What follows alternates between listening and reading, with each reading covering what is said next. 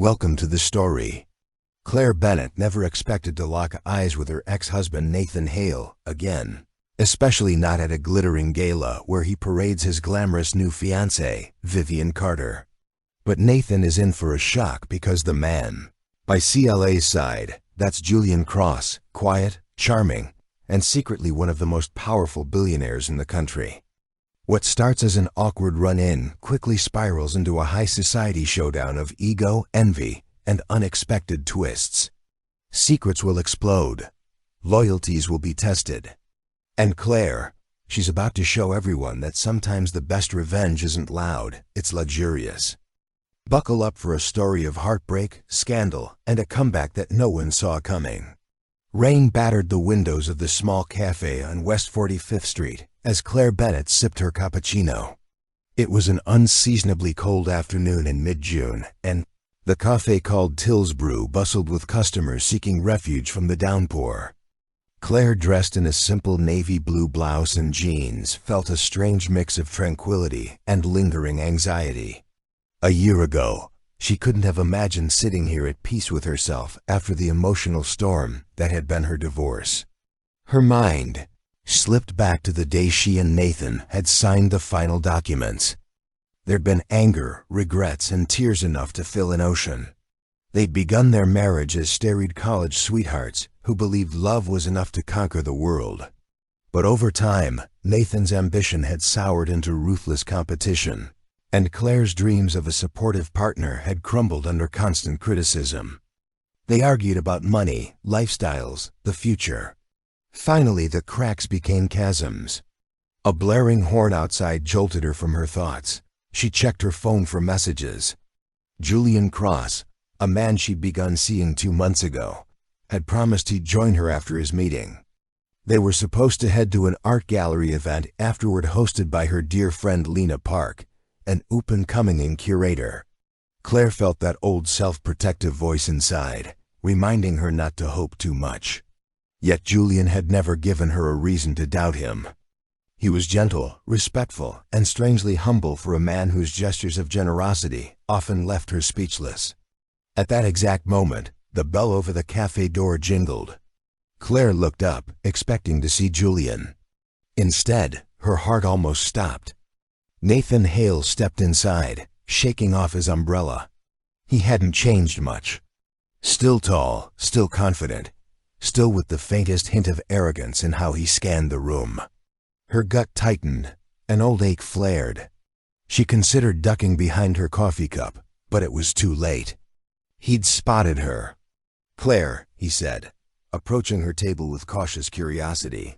"Wow, long time no see." Nathan wore a charcoal suit that probably cost as much as a month's rent in Midtown. His hair, once boyish and unruly, was now impeccably styled.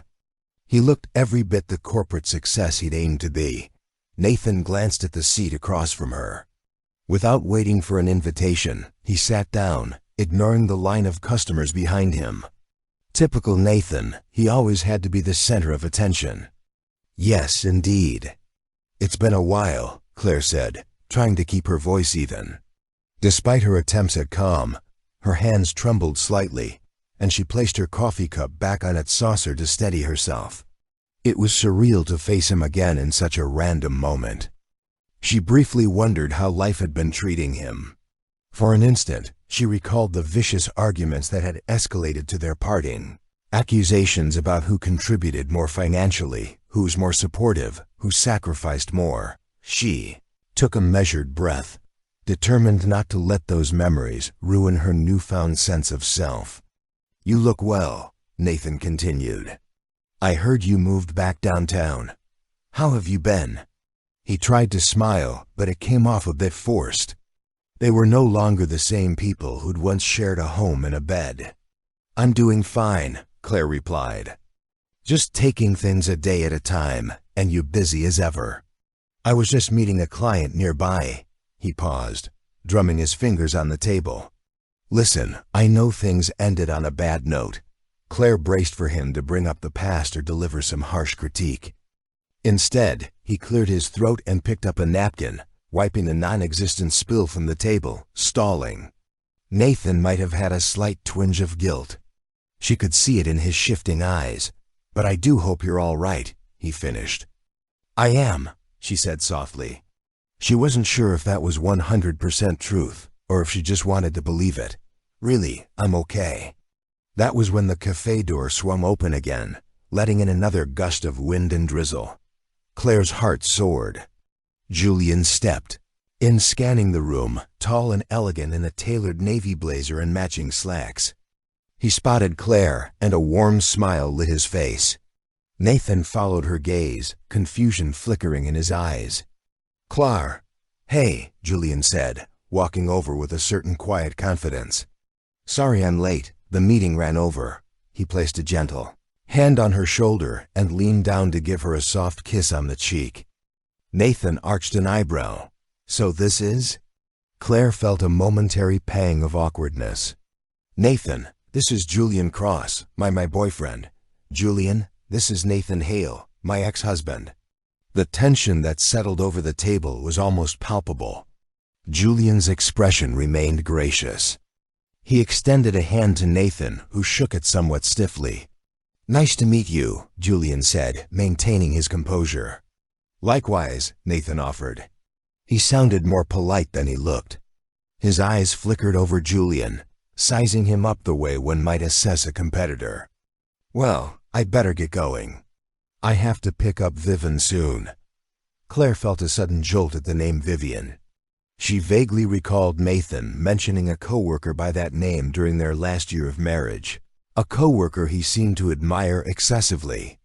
Or maybe that was her insecurities talking. Either way, the mention of her name replaced any sadness with a simmering annoyance. Nathan was engaged, apparently. She quickly schooled her face to remain neutral. "Nice bumping into you, Claire," Nathan continued. He nodded at Julian. "And it was nice to meet you, Mr. Cross. Maybe we'll cross paths again sometime." Julian gave a polite smile. "Perhaps. Take care." With that, Nathan slipped out of the cafe, leaving behind the faint smell of expensive cologne and a swirl of unanswered questions. Julian pulled out a chair and sat down, placing a careful hand on Claire's. "Are you all right?" he asked quietly. Claire forced a smile, determined not to let the chance encounter rattle her. "I'm okay," she murmured. "Just surprising, that's all." He squeezed her hand gently. "If he ever bothers you or if you need space, just let me know. I can handle it." "No, it's fine," she interrupted. "I'm over him. At least I think I am," she sighed, thinking about how Nathan's presence still made her chest tighten. "Let's just go to the gallery show. Lena's expecting us." Julian nodded and stood, helping Claire with her coat like a perfect gentleman. As they stepped back into the rainy street, Claire realized Nathan had left her with a million conflicting thoughts swirling inside. Little did she know, this chance encounter was only the beginning of a tangled web about to unfold. A web that would pit old resentments against new hopes and reveal secrets so shocking that no one involved could possibly emerge unchanged. 2 days later, Claire found herself in a sunlit corner of her apartment, sifting through old photograph albums she'd stuffed in a storage box after the divorce. Why she'd chosen this exact moment to revisit old memories, she couldn't fully explain. Perhaps seeing Nathan had triggered a wave of nostalgia, good, bad, and everything in between. Her phone chimed. It was Lena Park texting. "Did you see the article in the Post about Nathan's upcoming engagement party? Heard they're going huge. Like, get your name in the society pages, huge. You okay?" Claire frowned. She typed back quickly. "I'm fine, just a bit surprised. We ran into each other yesterday." Lena replied with a barrage of shocked emojis followed by, "He's flaunting Vivian big time.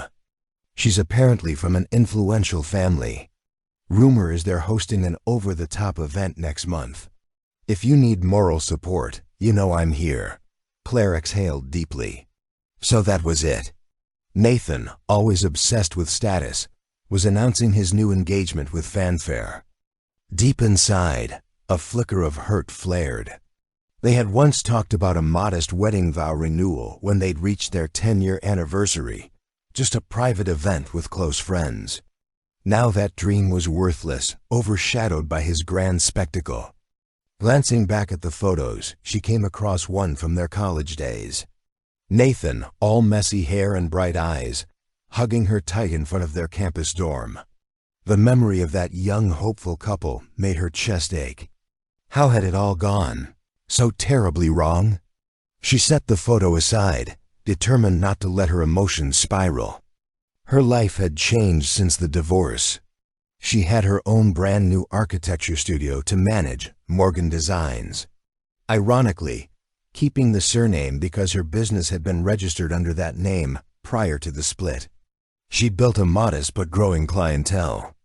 And then there was Julian, who'd appeared in her life like a breath of fresh air. She thought of Julian's warm smile and gentle manner. They met at a charity gala Lena had invited her to months ago.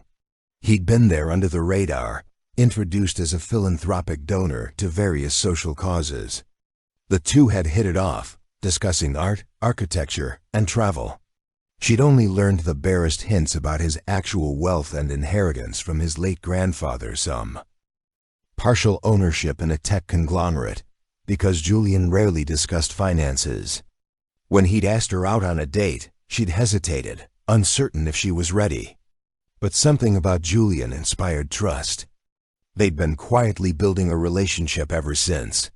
Her phone pinged again, pulling her from her reverie. This time it was a message from Julian himself. "Early dinner tonight, or I can swing by your studio and we can grab drinks after." Claire smiled at the screen. A sense of gratitude washed over her. She sent a reply. "Dinner sounds perfect. I'm about to head to the studio for a few hours, but I'll be free by 6. See you then." She returned the photograph albums to their dusty box and tucked them away in a closet, hoping she could do the same with the emotional baggage they carried. Nathan and Vivian's big engagement party would no doubt become gossip fodder. Claire just had to keep moving forward with her own life, reminding herself that the past was the past. Yet deep down she couldn't shake a strange feeling that her paths with Nathan weren't done crossing, and that the ex-husband she thought she'd left behind might come roaring back into her life, pulling trouble along with him. The chime above the elegant French bistro's door jingled as Julian guided Claire in, a hand lightly placed at the small of her back. Le Papillon was an upscale place on the Upper East Side, famous for its layered sow and impeccable wine list. Soft jazz music and warm light from vintage chandeliers welcomed them. The maître recognized Julian immediately and led them to a private corner table away from prying eyes. Claire settled into her seat, scanning the table setting of gleaming silverware and crisp white linens. She noticed other couples at nearby tables, some of them glancing in Julian's direction, as though they recognized him, or at least suspected he was someone important. It was something she'd grown used to. Whenever they went out, there always seemed to be a hint of speculation in people's stares. Julian handled it with polite indifference, never revealing more than necessary. "I've taken the liberty of ordering a bottle of your favorite red," Julian told her, his smile lighting up his face. "I thought we could celebrate your new design contract." Claire's lips curved upward. Earlier that day, she'd signed a major contract with a boutique hotel chain, something that could catapult her architecture studio into the next league. They'd found her work on social media and reached out after seeing her portfolio. "That's so thoughtful," she said. "I still can't believe they chose me." Julian reached across the table and took her hand. "You deserve every success. Congratulations." A seer approached with the wine, pouring them each a glass. They toasted quietly, the soft clink of crystal echoing in the intimate space. Claire took a sip, the velvety texture of the wine warming her throat. They exchanged news about their day. Julian mentioned an upcoming trip to London for a philanthropic conference, carefully avoiding too many details of his financial dealings. Claire spoke excitedly about the upcoming designs she was conceptualizing for the hotel chain. Halfway through the meal, a sumptuous own for her and a seared salmon for him. Julian cleared his throat. "I've been thinking," he began, glancing down at his plate as though rehearsing his words about introducing you to some people in my circle. You know, friends, business associates. I just want them to know about the amazing woman I'm with." Claire paused, fork halfway to her mouth. "You do?" she asked, heart fluttering. They had been dating for a couple of months, but she still felt they were in a delicate stage. Meeting people in his circle sounded potentially overwhelming, given that Julian's circle was likely full of high-powered individuals. He nodded, setting down his napkin. "I don't want to push you into anything, but there's a fundraiser next week. I'd like you by my side if that's okay." A swirl of emotions tugged at her. Excitement, curiosity, a bit of fear. "Of course," she replied softly. "I'd be honored." Julian's face lit up. He reached for her hand again, rubbing his thumb gently over her knuckles. "Thank you. I'm really happy to have you in my life, Claire." They lingered over dessert, an exquisite flourless chocolate tour, and spoke about simpler things. Favorite books, childhood memories, future travel plans. Claire found herself drifting in the warmth of possibility, letting go of the dark corners of her past. Nathan's name hovered unspoken between them, but she felt no need to bring him up tonight. This was her time with Julian, a space free of regrets. By the time they finished, the bistro was closing. They stepped out into the crisp night air. "I'll drive you home," Julian said, leading her to a sleek black sedan waiting at the curb. She recalled the first time he'd shown up with a driver. She'd insisted on taking a cab to meet him, because it seemed too extravagant to arrive in a chauffeured car. Over time, she'd grown more comfortable, though she still insisted on paying her own way whenever possible. Inside the car, Julian's arm draped around her shoulders, and she leaned into him, relaxed. She closed her eyes, letting the glow of streetlights flash across the windows as they wound through the city. The hum of the engine lulled her into a peaceful reverie. In that moment, she dared to believe that her life could move forward, unburdened by the heartbreak that once consumed her. Morning sunlight spilled through the tall windows of Claire's architecture studio. She sat at her drafting table, carefully finalizing sketches for the boutique hotel project. Pencil lines grew into elegant curves and arches, capturing her vision for a modern yet cozy interior. The desk phone rang, startling her from her focused zone. "Clare Bennett." "Morgan Designs," she answered, tucking the pencil behind her ear. "Clare, it's me," came her friend's excited voice. "You're not going to believe this. I just heard from a colleague at the New York Chronicle that Nathan and Vivian are hosting an engagement swear at the Four Seasons next week. And guess what else? They're apparently inviting everyone from your old social circle, friends, acquaintances, even some of your mutual clients." Claire's stomach flipped. "Why on earth would they invite me, though?" That's the thing. Word is Nathan doesn't want you there. But Vivian apparently insisted. She told the Chronicle she wants a harmonious future. Or maybe she's just trying to show off." Lena paused. "I know you probably don't care anymore, but I think it might be important for you to be aware, just in case an invitation shows up." Claire exhaled slowly. She hadn't thought Nathan's engagement would swirl so publicly. But given his thirst for social status, it wasn't surprising. "Thanks for letting me know, Lena," Claire said.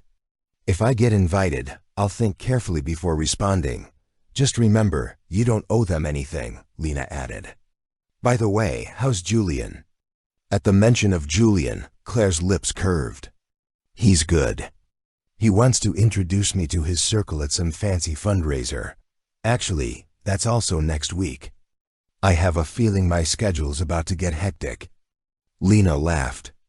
"Better you than me. I'm thrilled for you, though.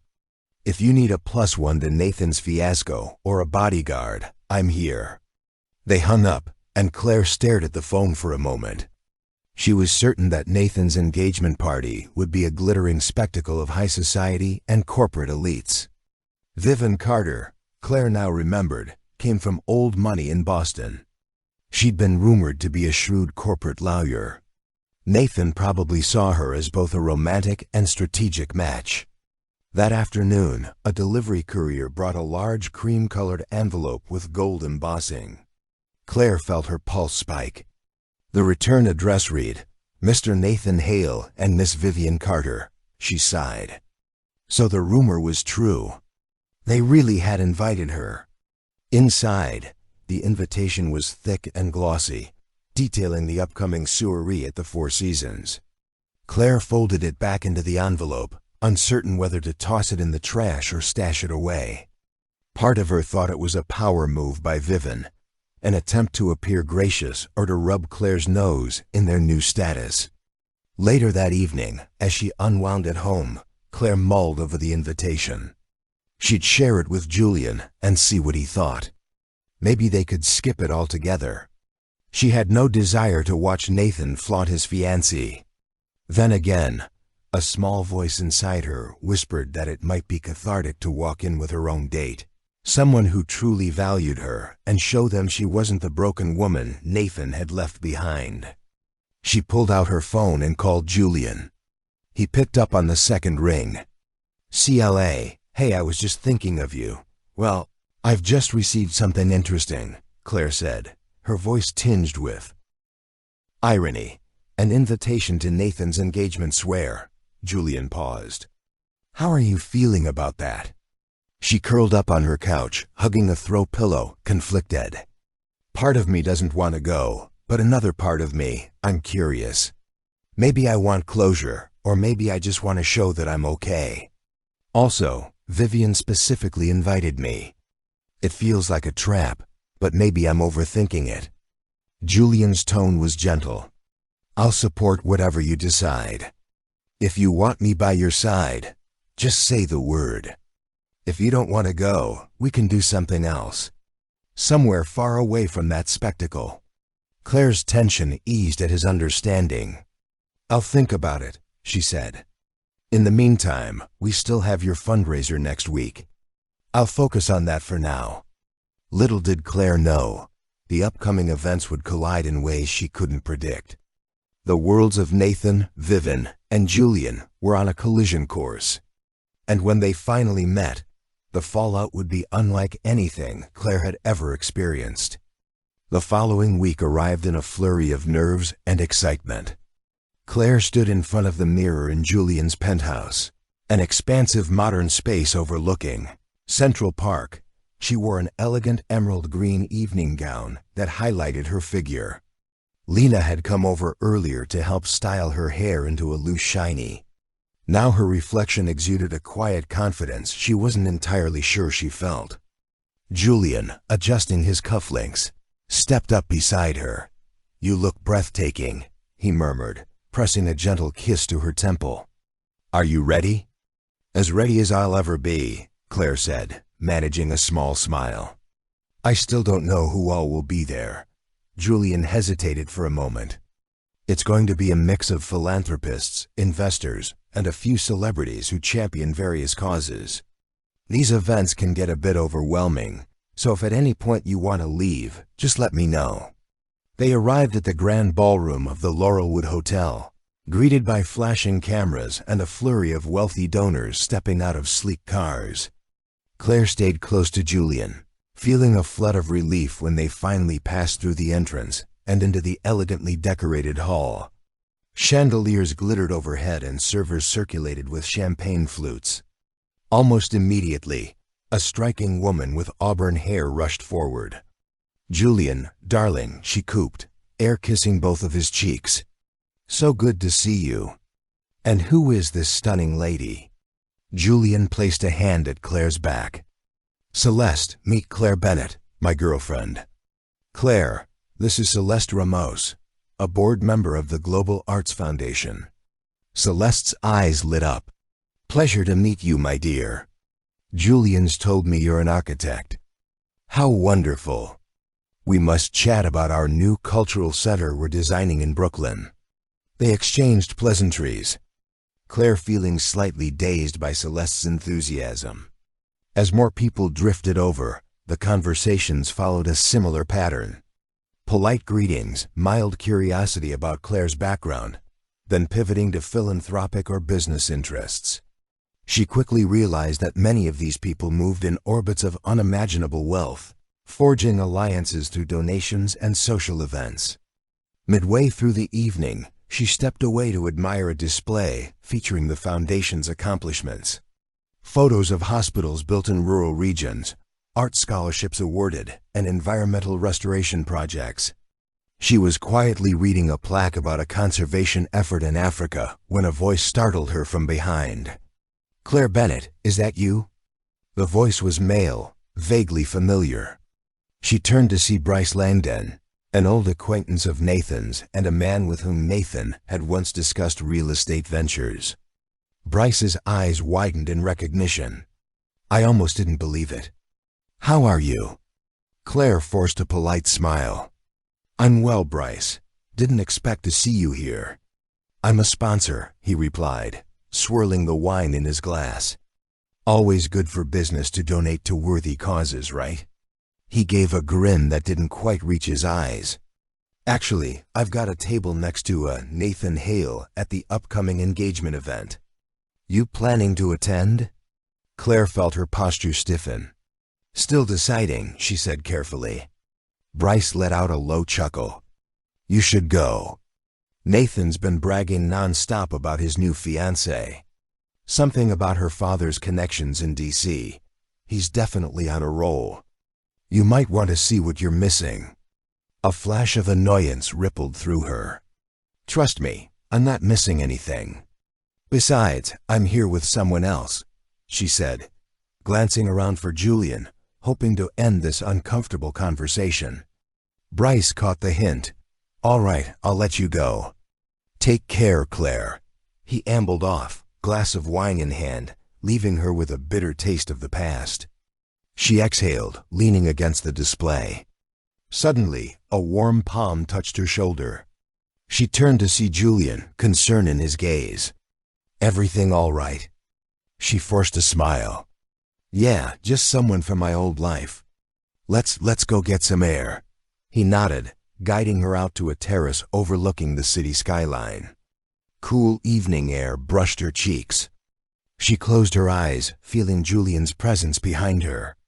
"Clare," he said quietly, "I know running into people from your past can stir up unwelcome memories, but I hope you know I'm here for you." She turned to face him, tears threatening to form. "Thank you," she whispered. "I'm fine. It's just that my ex-husband's engagement party is days away, and I guess I'm still dealing with how he used to undermine me. I don't want to be that woman who can't let go." Julian brushed a strand of hair from her face. "You're not that woman, but if you decide you need to go to that engagement event for closure, I'll come with you." A small spark of gratitude flickered in her chest. "I appreciate that," she said, stepping closer to rest her head on his shoulder. High above the city, under the glow of skyscraper lights, Claire began to sense that events were swirling in a direction she could not fully predict. Something told her that Nathan's lavish celebration would be more than just an engagement party. Secrets were stirring, some of which might change everything she believed about her past and her future. The Four Seasons Hotel shimmered with opulence as Claire arrived hand in hand with Julian. She decided after much thought that attending Nathan's engagement soiree was a necessary step to fully close the chapter on her former marriage. Julian, in a sleek black tux, was a fortress of calm beside her. Claire wore a midnight blue gown that contrasted beautifully with her dark hair, and she felt a surge of confidence she wished she'd possessed years ago. A red carpet lined the entrance where paparazzi snapped photos of notable guests. Many of them CEOs, politicians, and socialites. As they stepped inside, a lavish floral arrangement dominated the foyer, and classical music floated from a string quartet in the ballroom.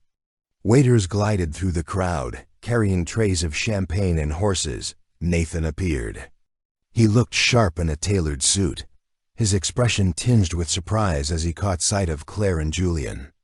Nathan's fiancée Vivian stood at his side, an ethereal figure in a shimmering silver gown, her auburn hair styled into an elegant updo. Vivian's eyes flickered with interest as she recognized Clare. "Clare," Vivian greeted with a cordial smile, extending a hand. "I'm so glad you could make it. Nathan mentioned he ran into you not long ago." Clare shook her hand, noticing the massive diamond on Vivian's ring finger. She plastered on her own polite smile. "Thank you for inviting me," Nathan cleared his throat. "Julian," he said, nodding in acknowledgement. "Nice to see you again," Julian responded with a quiet courtesy. "Likewise. Congratulations on your engagement." A somewhat awkward pause followed, broken when Vivian touched Nathan's arm and excused them to greet other guests. Clare exhaled. She cast Julian a grateful look. "Well, that wasn't too bad," she whispered. Though her pulse was still racing, they made their way deeper into the ballroom, sampling canapes and greeting a few acquaintances. Lena was there with her boyfriend, waving Clare over to a corner. They chatted for a while, Lena slipping in witty remarks about Nathan's pretentious decor choices. Even so, an undercurrent of tension wove through the evening. As they watched from afar, Nathan and Vivian commanded the crowd. Vivian seemed perfectly poised, a glimmer of sophistication in every gesture. Nathan, for his part, looked proud, almost smug, as he introduced Vivian to key figures in the room. It was a spectacle of social maneuvering that made Clare's head spin. Partway through the night, a hush fell over the ballroom. Nathan tapped a microphone. "Good evening, everyone," he said, his voice echoing. "Vivian and I want to thank you for joining us to celebrate our engagement. We're thrilled to share our happiness with all of you." Polite applause rippled across the room. Vivian took the mic with a gracious smile. "I couldn't be more grateful to have Nathan by my side. We look forward to many more milestones together, and we're touched to have our friends and family supporting us tonight. Thank you." Another round of applause. Nathan handed the mic to the band, which struck up a lively tune. People resumed chatting as waiters delivered fresh champagne. Julian turned to Clare. "You've handled yourself like a queen," he whispered. She let out a breath she hadn't realized she was holding. "I think this is enough closure for me. Maybe we can slip out soon." Then from behind them, a voice sneered. "Slipping out so soon? You haven't even congratulated the happy couple properly." It was Nathan's mother, Margaret Hale, a woman with a penchant for wearing pearls and disapproval. She'd always liked Clare at first until the divorce, when she'd apparently decided Clare was at fault. "Hello, Margaret," Clare said, keeping her tone steady. Margaret eyed Julian up and down. "And who is this gentleman?" Before Clare could speak, Julian smiled politely. "My name is Julian Cross, ma'am. I'm here with Clare." Margaret's gaze narrowed as if calculating net worth by sight alone. "You look familiar. Have we met somewhere before?" Julian's calm exterior betrayed no discomfort. "I'm not sure," he said evenly. "Perhaps at a charity gala." "That must be it," Margaret sniffed, turning her attention back to Clare. "I suppose it's good you've moved on, though some of us wonder if you'll ever truly appreciate what Nathan brought to your life." Julian's jaw tightened subtly, but he said nothing, allowing Clare to respond. She refused to shrink from Margaret's condescension. "With all due respect, I don't think that's any of your concern anymore. I wish Nathan and Vivian well." Margaret's lips thinned. "Well, do enjoy the party." She pivoted and walked away, leaving a cloud of tension in her wake. Julian placed a supportive hand on Clare's back. "You all right?" "Fine," Clare said quietly. "Let's step outside for a moment." They strolled onto a small terrace overlooking the city lights. The music and chatter from inside softened. Clare finally exhaled a long breath, releasing the pent-up tension. "That woman always made me feel inadequate." Julian rubbed her shoulders soothingly. "You're far from inadequate.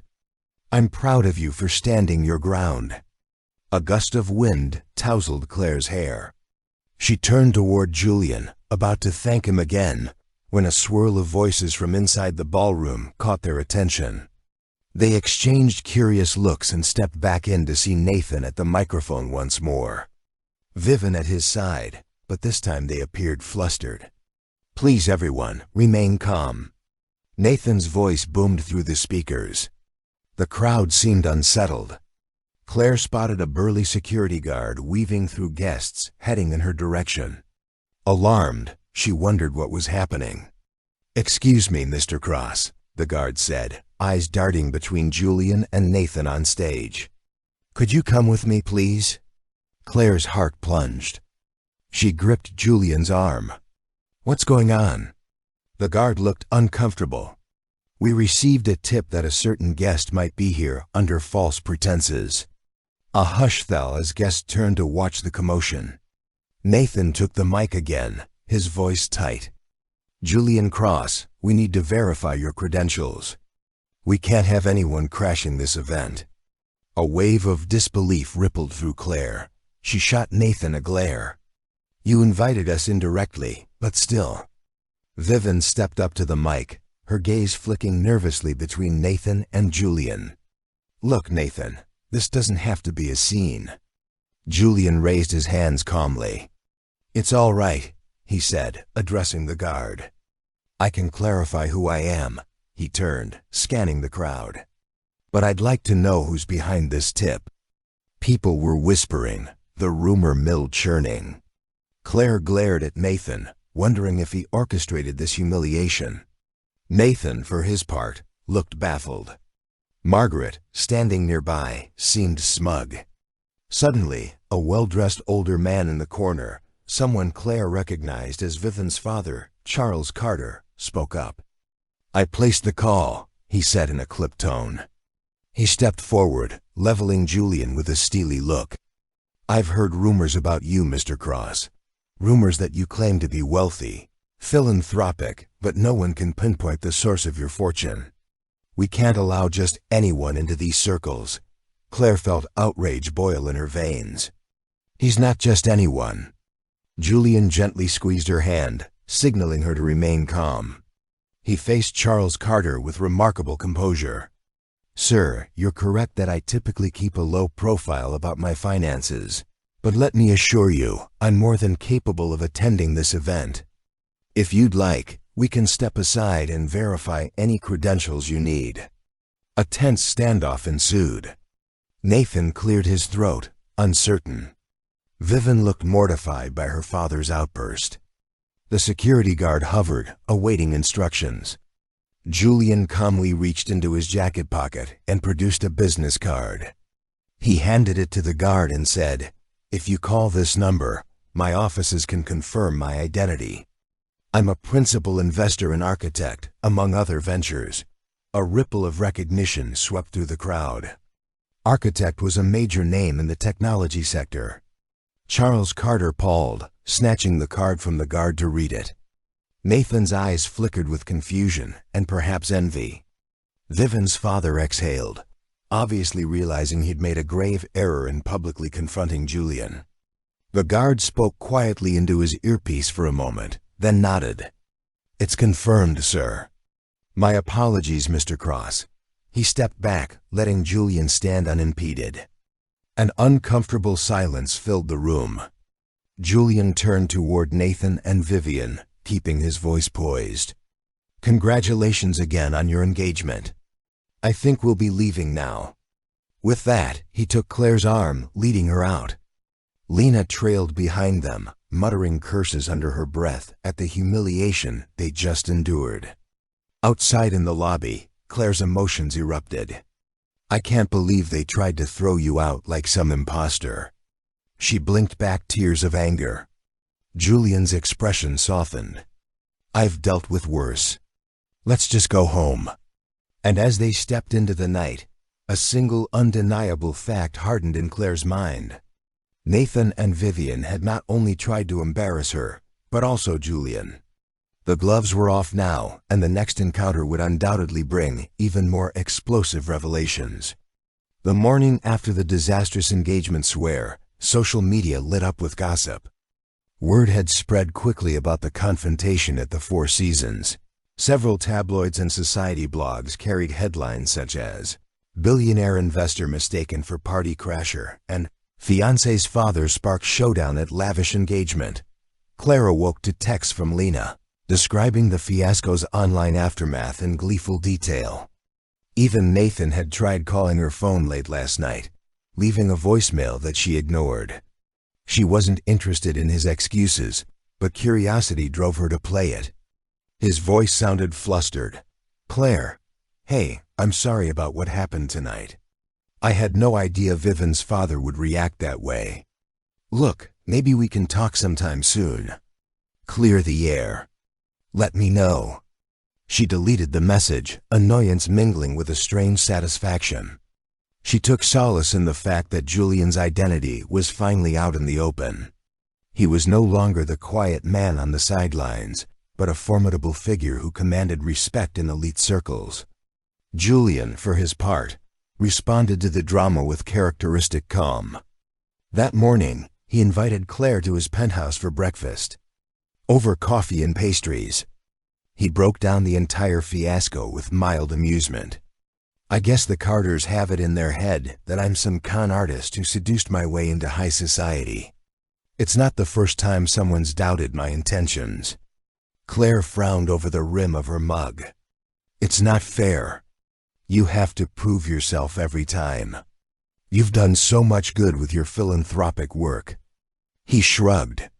"Money complicates relationships. People see the fortune and either want something from me or suspect I have some hidden agenda." Reaching across the small cafe table in his living room, he brushed his thumb over her hand. "It's one reason I don't talk about it much, but I don't want you to get caught in the crossfire either." Claire shook her head, entwining her fingers with his. "I'm proud of who you are, Julian. If someone has a problem with it, that's on them." A softness flickered in his eyes, and he leaned forward to press a gentle kiss on her forehead. Just then, his phone buzzed. He glanced at it, eyebrows knitting together. "Everything okay?" Claire asked. He sighed. "It's an urgent matter with one of my companies, something about an acquisition deal. I might need to fly to San Francisco tomorrow." Claire sat down her coffee, concern creeping in. "For how long?" "A couple of days, maybe a week. I'm not certain yet." He exhaled. "I'm sorry about the timing. I hate leaving right after all this drama." She offered a reassuring smile. "Don't worry. Handle your business. I'll be fine." They spent the day together, strolling through the park and browse a local art exhibit, choosing to ignore the media frenzy swirling around them. Claire felt a growing sense of security in Julian's presence, as though together they could weather any storm. Yet beneath her calm, she carried a suspicion that Nathan wouldn't let this incident rest. He thrived on control and hated appearing inferior or overshadowed. Now that Julian's wealth was public knowledge, Claire suspected Nathan would feel threatened. And where Nathan felt threatened, trouble tended to follow. Her intuition wasn't wrong. Late that afternoon, just as she was about to head back to her apartment, her phone buzzed with another call from an unknown number. She hesitated, then answered. "Claire, it's Vivian." The voice trembled with forced composure. "Can we meet? I need to talk to you about Nathan." Claire's pulse quickened. Vivian, why would she call? She half expected an ambush or a reprimand for overshadowing the engagement swear. Yet curiosity pushed her to agree. They decided to meet at a quiet tea shop the next day. As Claire hung up, she felt an uneasy swirl in her stomach. Vivian's tone hadn't been gloating or confrontational. It had sounded almost desperate. Perhaps there were cracks in the perfect facade of Nathan and Vivian's engagement. And if so, what explosive secrets might come spilling out? The next day, A gray sky threatened rain as Claire slipped into a corner booth at Marlowe's Tea House in Midtown. The small, cozy shop was known for its extensive selection of loose-leaf teas and tranquil ambience. Vivian arrived shortly after, wearing a simple black trench coat over a cream blouse, her posture rigid with tension. "Thank you for meeting me," Vivian said quietly, settling across from Claire. Her hands trembled slightly as she removed her coat. Claire scanned Vivian's face, noticing faint circles under her eyes. She didn't look like the radiant fiancée from the engagement party. "No problem," Claire replied. "What's going on?" A server approached, and Vivian ordered chamomile tea while Claire asked for Earl Grey. They waited in awkward silence until the server left. Vivian cleared her throat. "I know this might sound strange, but I don't have many people I can talk to about Nathan. He speaks so little of you. But I did some digging. I know how your marriage ended." Abruptly and painfully. Claire's stomach clenched. "What do you want to know?" Vivian laced her fingers together. "Is he always this controlling? I've seen glimpses like last night how he handled the fiasco with your boyfriend. He was furious. Not because his father-in-law embarrassed Julian, but because he felt overshadowed. We had a huge fight afterwards." Claire studied Vivian's face, weighing how honest to be. She decided there was no point sugarcoating. "Nathan has a need to win," she began. "Everything in our marriage turned into a competition. It wasn't always that way. In college he was ambitious but also kind. Over time, though, success became his obsession. He wanted me to meet impossibly high standards. And if I couldn't, he belittled me. That's when we started fighting. He never saw me as his equal. It was always about him." Vivian's eyes welled with tears. "I'm starting to see that too. After last night, he stormed around the penthouse shouting about how he'd be damned if he let some nobody show him up. I pointed out Julian's obviously not a nobody, and Nathan lost it." She swallowed, looking down at her hands. "I have money and connections, but Nathan wants me for more than that. He wants me to help him climb higher." Claire felt a pang of empathy. Despite her resentments, she knew how disarming Nathan's charm could be, how easy it was to get swept up in his big dreams. "So why reach out to me?" Claire asked gently. Vivian hesitated, glancing around the tea shop as though fearing eavesdroppers. "Because I'm not sure I can go through with this engagement, and I need to know if Nathan's done anything questionable in the past, financially or otherwise. My father is pushing for the wedding, but I'm scared." Claire's thoughts drifted to the arguments about money in her marriage. Nathan had once suggested they dip into her personal savings to fund a risky business venture. When she refused, he'd called her short-sighted and unsupportive. But did he do anything illegal? Not to her knowledge. "I can't say he ever broke the law," Claire admitted. "He just manipulates situations to his benefit, often at someone else's expense." Vivian exhaled as though deflated. "I see," she murmured. Their teas arrived, and she stirred hers distractedly. "He's pressuring me to sign a prenup that heavily favors him. Something about future earnings based on my father's investments." Claire's eyebrows shot up. "That's a huge red flag." "I know," Vivian said, tears threatening to spill. "He wants me to sign before we set a wedding date.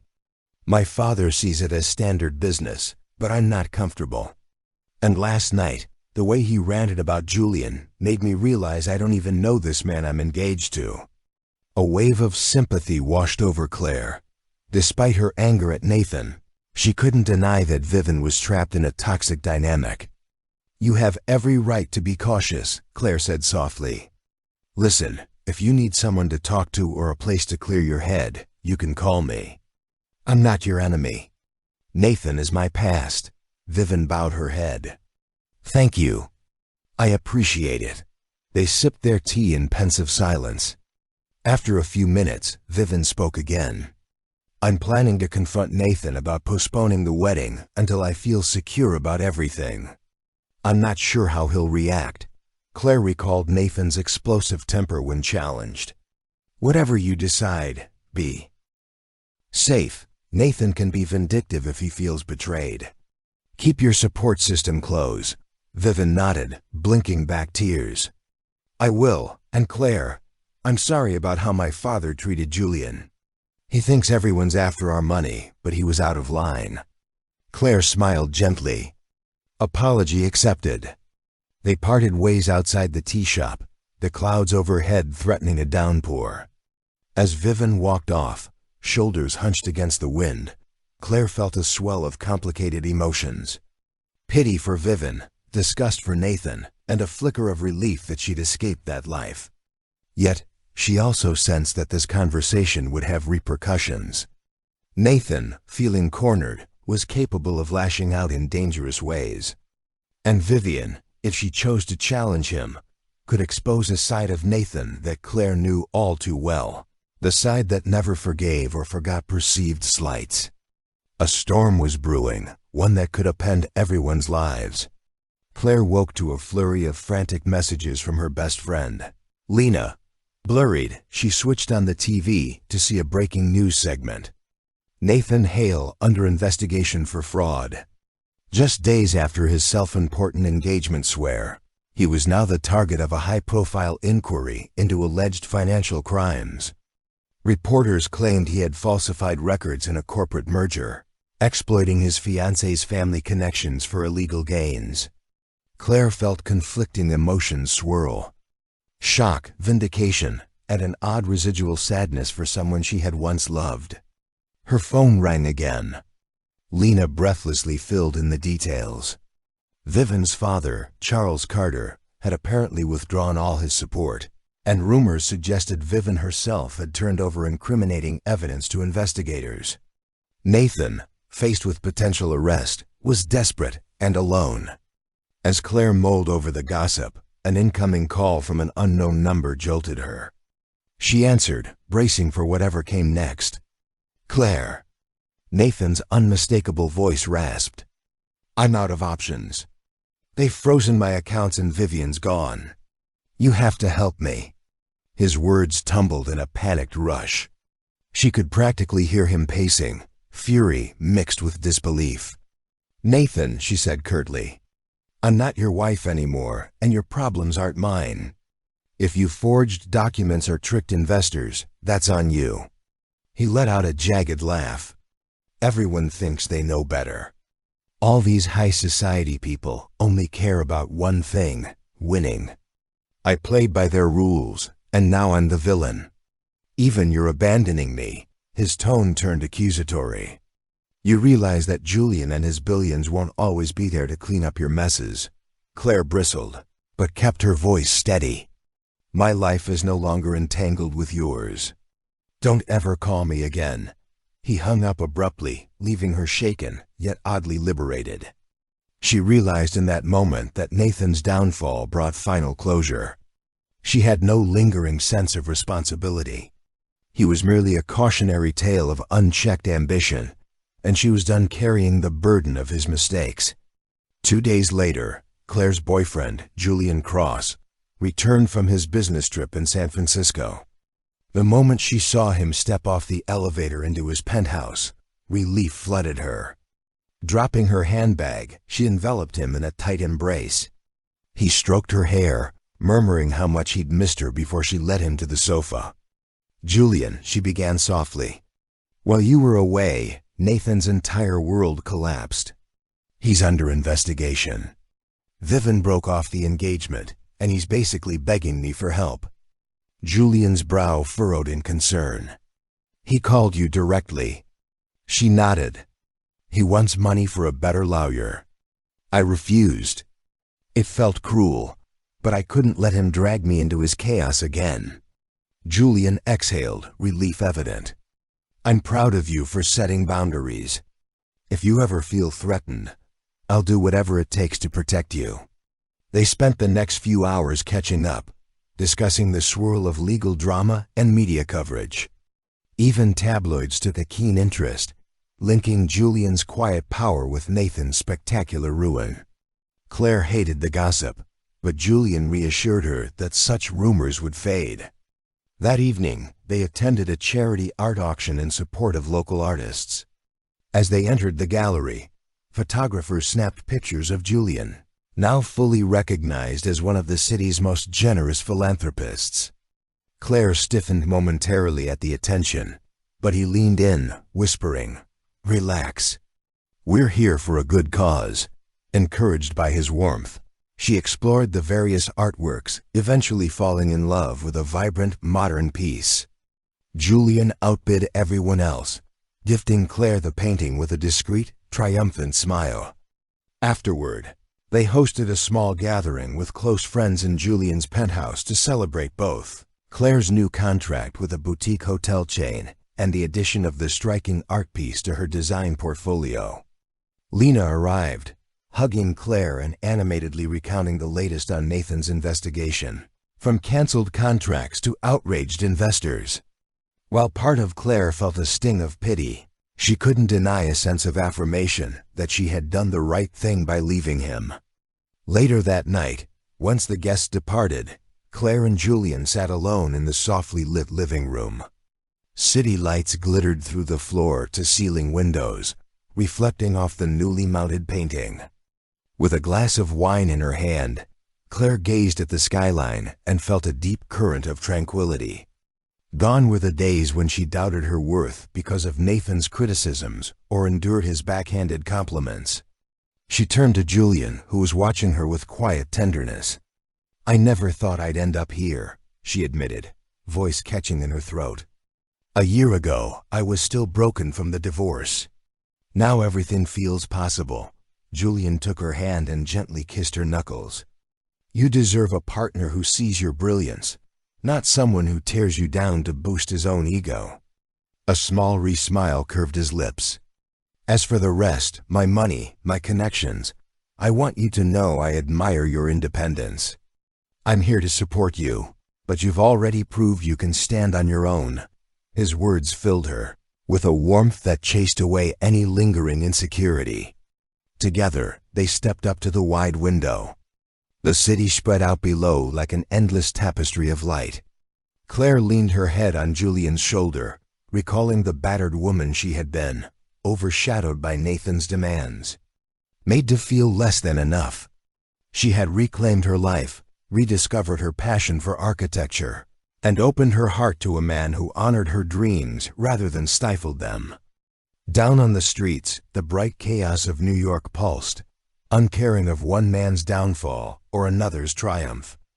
Yet, in that still intimate moment, Clare felt renewed, freed from her past, and embracing a future that shone with possibility. Nathan's downfall made headlines, but Clare had already moved on hand in hand with a man who valued her strength, not her past. Her journey from heartbreak to healing proves that even when love turns toxic, we can rise wiser, stronger, and more whole. She didn't seek revenge. She simply chose peace, growth, and a future she truly deserved. If this story moved you, tap that like button and share it with someone who loves a good redemption arc. Don't forget to subscribe for more unforgettable stories of love, loss, and new beginnings.